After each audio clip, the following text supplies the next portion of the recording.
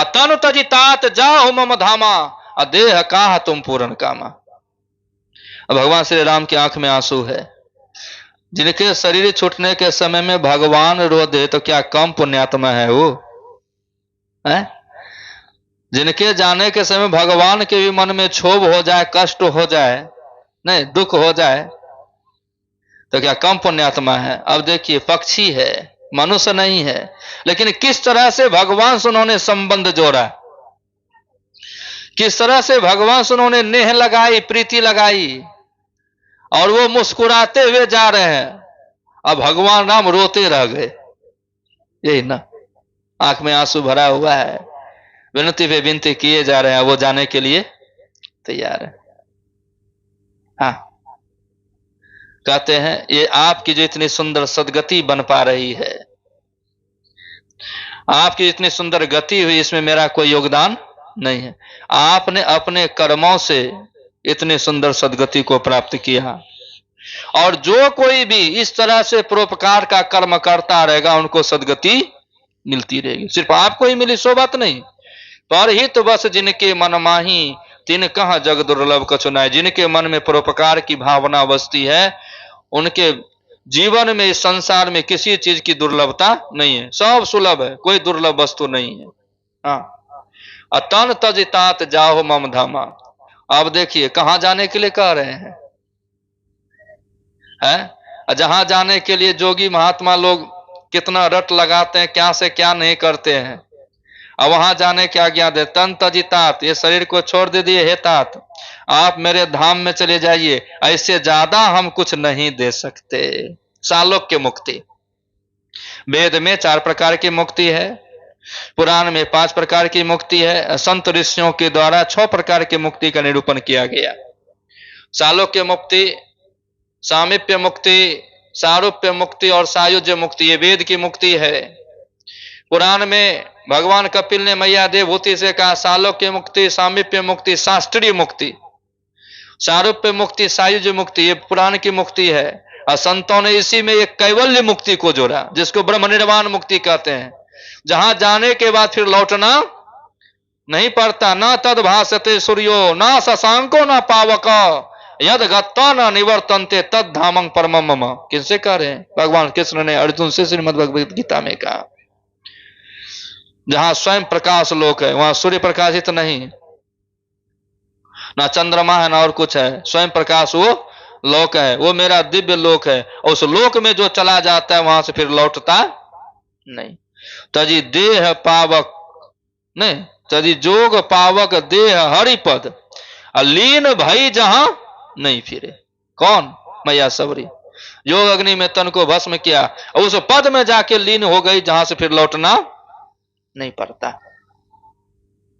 वो निर्वाण मुक्ति कहलाती है। लेकिन यहां पक्षी शरीर में है, सालों की मुक्ति बन रही है, भगवान के लोक में चले जाना होगा। तन तजितात जाओ मम धामा, देह कहा तुम पूरन कामा। इससे ज्यादा तो मैं आपको कुछ दे भी नहीं सकता हूं। एक विनती है, जा रहे हैं, लेकिन ये अपहरण की बात पिताजी से नहीं कहिएगा। ये जानकी का अपहरण हुआ, एक तो देखिए मेरे प्रेम के वशीभूत होकर के मेरे वियोग में उनका शरीर छूट गया, वो स्वर्ग चले गए। आप वहां जा रहे हैं, पिताजी से मुलाकात होगी, सब बात कहिएगा, लेकिन ये अपहरण वाली बात मत कहिएगा। तो जटायु जी कहते हैं, तो फिर कहेगा कौन? कहेगा कौन? अगर हम नहीं कहेंगे तो कहेगा कौन? मित्र मेरा है, सुख दुख की बात, घर परिवार की बात हम नहीं कहेंगे तो कहेगा कौन? तो भगवान श्री राम ने साफ शब्दों में कहा, सीता हरण तात जनी कहूं पिता सन जाए, जाऊं मैं राम तो कुल सहित कहीं दशा न आए। सीता हरण की बात आप मत कीजिए। अगर मैं राम हूं ना, दशानन पूरे खानदान के साथ जाके कहेगा, हमने आपके पतहू का अपहरण किया और आपका बेटा राम ने ऐसा हाल करके आपके पास भेज दिया। हाँ, देखिए सबके साथ परमात्मा एक ही व्यवहार करते हैं। अग्नि को इच्छा से छुइएगा तो भी जलावेगा, और चौके से आखिर में हाथ पड़ जाएगा तो क्या ठंडा लगेगा? जलेबे न करेगा। बर्फ को इच्छा से हाथ में लीजिए तो भी ठंडे लगेगा, अनायासो हाथ रख दीजिएगा गर्म लगेगा, ठंडे न लगेगा। चाहे भगवान से जैसे प्रेम करो तुम्हारी सदगति अवश्य बन जाएगी, इसमें कहीं कोई संशय नहीं। जैसे परमात्मा के नाम का स्मरण करो, लेकिन करो सही भाव कुभाव। अलख आलस हो नाम जपत मंगल दिशि दसो। चाहे भाव से जपो कुभाव से जपो, आलस में जपो कि जैसे जपो, अगर भगवान के नाम का गुरु नाम का तुम जप करोगे तुम्हारे लिए कल्याण ही कल्याण है, कल्याण के सारे मार्ग खुले हुए हैं। जब रावण के शरीर में 31 बाण प्रेरित करके लगा दिया, छोड़ दिया नहीं, जब नाभिक कुंड में एक तीर लग गया, 10 सिर 20 भुजा कट गई, तो मरते मरते रावण ने भगवान राम का नाम कैसे लिया? कहां राम मैं हतों पछाड़ी। वो राम कहां है? वो राम कहां है? उसको पछाड़ करके अभी थोड़ा देखते। अब मरते समय भी चलो दुश्मनिये से सही, लेकिन राम का नाम लिया। अजामिल अपने बेटा को पुकार रहा था, अजामिल अपने बेटा को पुकार रहा था, नारायण तू कहां है? देखो जमदूत आकर के कूट रहा है हमको। नहीं, अभी ना पता नहीं लगता है, और जब कूटेगा तो कहियो नहीं पाइएगा। वो तो कह रहा था, कुछ पहले भक्ति भजन किया था ना। और नहीं तो बहुत आदमी मरने के समय बड़का बड़का आंख निकालता है, और जमदूत के डर से पेशाब पखाना तक कर देता है। करता है ना? नहीं करता है।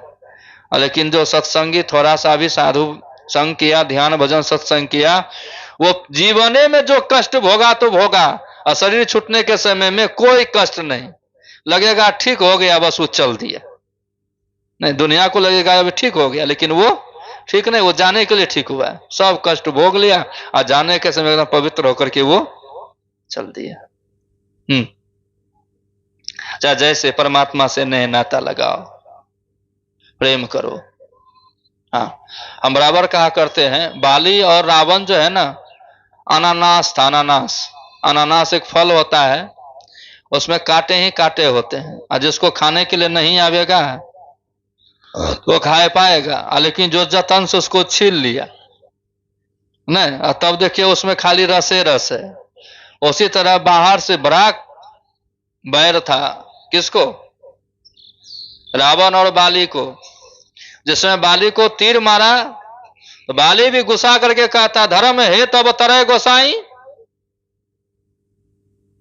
मारे मोई ब्याद की नाई, मैं बैरी सुग्रीव प्यारा, कारण कवन नाथ मई मारा। धर्म के अपराध, धर्म के अवतार कहलाते हो, अब व्याधा के समान आप बाण चलाते हो।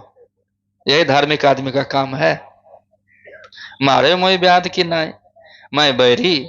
हमने सुना था आपका न कोई दोस्त है न दुश्मन है, लेकिन यहां हम दुश्मन हो गए, मेरा भाई दोस्त हो गया।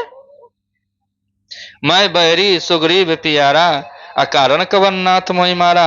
किस कारण से आपने मुझे मारा, जरा बताओ। तो भगवान राम ने उत्तर दिया, अनुज बधो भगनी सुत नारी, सुनो सठये कन्या समचारी, इन्हें कुदृष्टि बिलो कह जोई, तिन्हें बधाए कछु पाप न होई। अनुज बधो भाव, भगनी बहन, सुत मना बेटी, नारी मना स्त्री, इनके ऊपर जो कुदृष्टि डालता है उनको मारने में कोई पाप नहीं है। तो फिर भगवान राम को कैसे जरा नामक व्याध कृष्णावतार में मार दिया? जब यहां युक्ति से मारे थे तो पाप नहीं होना चाहिए। कौन पाप, किसका फल भोगे वो? नहीं, श्रवण कुमार का राम फल भोगेंगे। है देखिए, है देखिए, है देखिए, श्री सदगुरु महाराज की जब दशरथ न फल भोगेंगे, श्रवण कुमार को मारने वाला। राम भगवान जो बाण से मारे, कृष्णावतार में वही बाली जरा नाम का व्याध बना, और भगवान कृष्ण के तलवा में बाण लगा दी। जिन भगवान कृष्ण के शरीर में महाभारत युद्ध के दौरान करोड़ों तीर समा गए, कुछ नहीं हुआ, लेकिन तलवा में एक बाण लगा, उनको शरीर छोड़ना पड़ा, गोया कर्म को ले लिए। कारण क्या था? भूल हुई थी, भूल को स्वीकार किए। भूल क्या हुई थी? हाँ, आज्ञा है वैसे आदमी को मार दो, लेकिन छिप करके मत मारो। सनातन धर्म में नीति में 4 भेद हैं, साम दाम दंड और भेद। पहले उसको समझाओ। भगवान राम ने किसी दूत को नहीं भेजा था बाली को समझाने के लिए। रावण के पास कई बार दूत भेजा समझाने के लिए, लेकिन बाली को समझाने के लिए कोई दूत भेजा था क्या है? ये सब जो है ना साधु महात्माओं के पास, हम लोग जब उसमें धंसते हैं तो पता लगता है। हम लोगों के पास तो अनेक प्रश्न कथा इत्यादि में आते रहते हैं। कोई दूत नहीं भेजा था कि जाओ बाली को समझा दो, ऐसा नहीं करेगा। अरे मौका ही नहीं दिया। मित्रता हुई कि बस भेज दिया, जाओ युद्ध करो, हम उससे निपट लेंगे। ये भी कोई नीति होती है क्या? नीति का उल्लंघन किया, नीति का उल्लंघन किया, और जिसके फलस्वरूप कालांतर में उनका पाप, उनका जो है फल भोगना, पाप कहते उनका फल भोगना पड़ा उनको। नहीं, ये प्रश्न किया था हमको पूर्णिया में। एक बार प्रश्न किया था यही प्रश्न बनारस में 2007 में।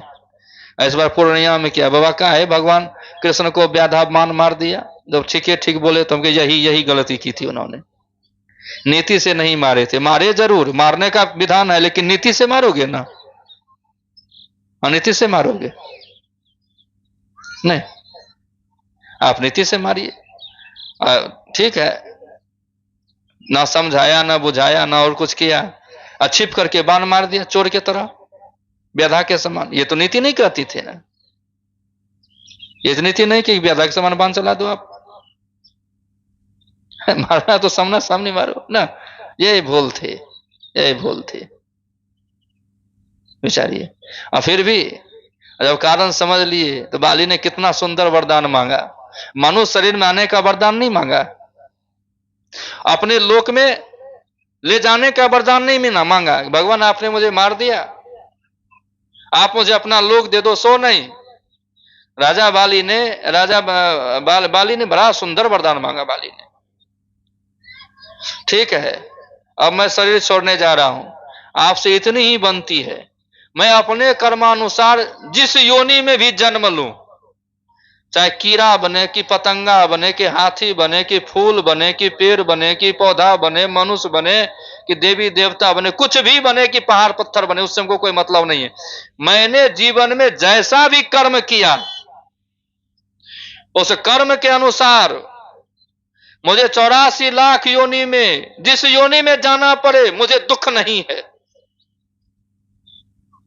लेकिन बस एक विनती है, हम किसी योनि में भी चले जाएं लेकिन आपके समीप रहें।